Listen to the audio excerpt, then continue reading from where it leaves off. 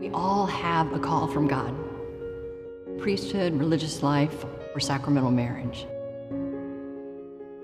And that is what is going to lead us to holiness. We're so caught up in what's my will, what do I want to do? I think what's important is that people start thinking about God's will in their life. The vocation landscape right now is hurting in our church. We have 3,500 parishes without a resident priest, and the number of sisters we have in the United States is down to what it was 100 years ago, and the idea of marriage, especially in a church, is in decline for our young people. Right now we have 35% of the Catholic population identifying as Hispanic, but only 5% of priests identifying as Hispanic. It really needs to be an encounter at the parish level, the family and Christ. 80% of the seminarians in the Archdiocese of Galveston-Houston came from the 20% of parishes that promote vocations in our Archdiocese.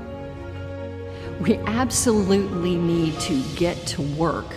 Vocation Ministry was formed out of a need to promote and pray for vocations. We need to take the youth and get them to the place where they can say yes to whatever God is calling. We need to have plenty of opportunities for the Holy Spirit to talk to them, to plant that seed. 50 different dioceses are using the book in all their parishes for a reason, because we're absolutely desperate for more priests. 100-fold, a guide to parish vocation ministry, and vocationministry.com are the A to Z about how to do this work.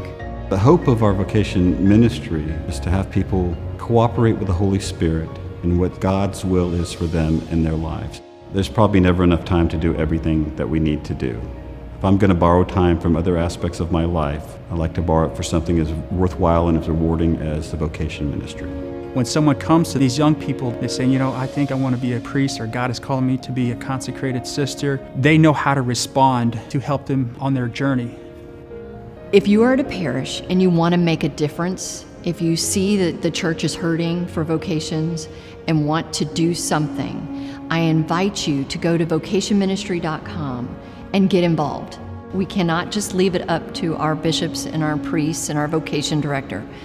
We need to each take a responsibility in fostering more vocations in the Catholic Church.